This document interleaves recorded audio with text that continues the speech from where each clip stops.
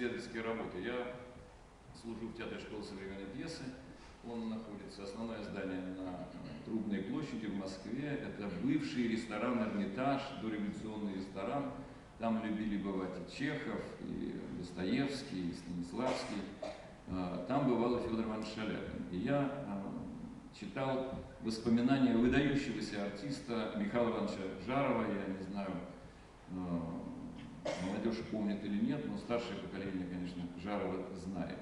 И Михаил Иванович рассказывал о том, как он был статистом в опере «Борис Годунов». Ты знаешь эту историю? Нет. Не знаешь? Я тебе не рассказывал. Нет. Это много тайн, что нас учили наши. Да.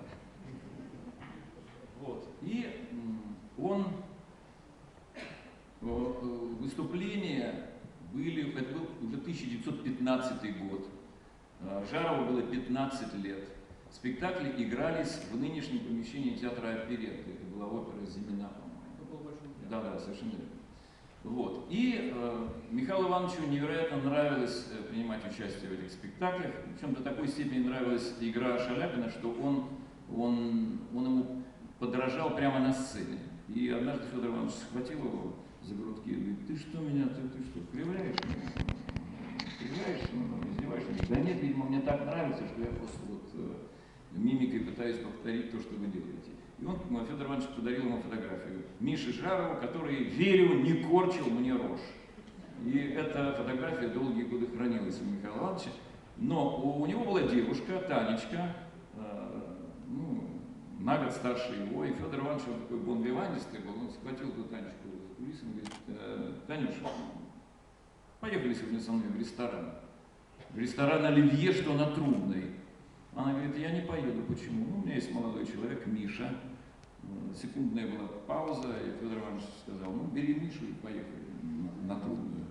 А она подходит к Жарову. Жаров говорит: я не поеду, потому что мама ждет, телефона нет и так далее. Тем не менее, Танюша настояла. Она говорит: ну вот, когда еще ты получишь такое приглашение? И они поехали в ресторан на Трубной. Там был небольшой банкетный зал, так называемый, он сохранился до сих пор, это фойе театральное.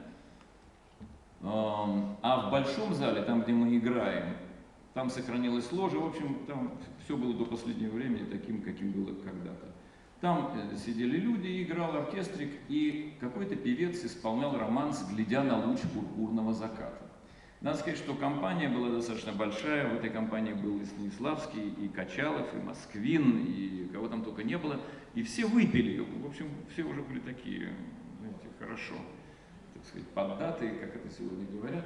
И Федор Иванович услышал этот романс, глядя на луч пурпурного заката. Вдруг он встал и пошел в сторону этого большого зала, все уже не очень трезвые поплелись за ним, дослушали романс. И вдруг он говорит дирижеру: а можно спою я? Причем, когда он шел, он как-то комментировал, что ему не очень нравится, как певец это исполняет, и возникла достаточно такая непростая ситуация, но все-таки, так сказать, ясно, что певец меньшего дарования, тут выходит Шаляпин, разумеется, он споет лучше. Но потом Жаров написал такую вещь, он говорит: я понял, что он не мог пройти мимо несовершенного в искусстве, не потому, что ему уже очень хотелось петь или заткнуть кого-то. Нет, ни в коем разе. И я эту историю как-то рассказывал. И вот он спел. И стоял он, вот если тут сцена, то вот тут ложа, она так находится в том месте. Там стоял Шаляпин, и там он пел. И представляете, когда я прочел это и понял, что в том театре, где я работаю, когда-то выступал Федор Иванович, и эти стены помнят звук его голоса.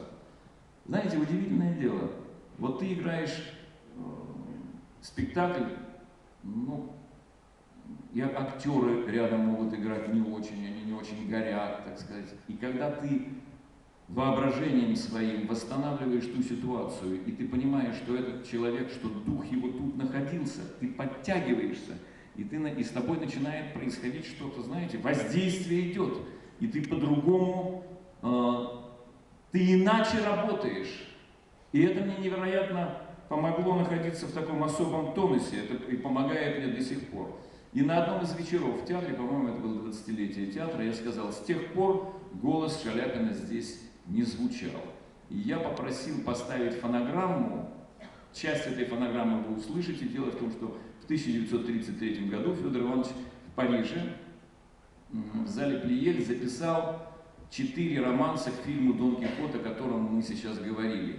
И немцы несколько лет назад выпустили очень хороший диск с отреставрированной записью, и мы дали этот роман целиком послушать публике. Сейчас я вам дам кусочек. Поет он это на французском языке. Смысл романса такой. Поет, разумеется, Дон Кихот, я имею в виду персонажа. Дон Кихот говорит о том, что вот этот замок, сделанный из какого-то необычного материала, вы в этом замке можете оказаться, это особый замок. В общем, это своего рода такое, видимо, здание, имеющее отношение к Царствию Божьему.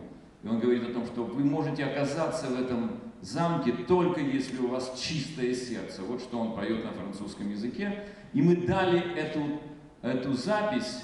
Вы знаете, вот так же, как в начале звучал Федор Иванович, он будет звучать в конце, вот возникает ощущение его присутствия каждый раз, когда его голос звучит. Миша, я тебя прошу поставить эту запись. Это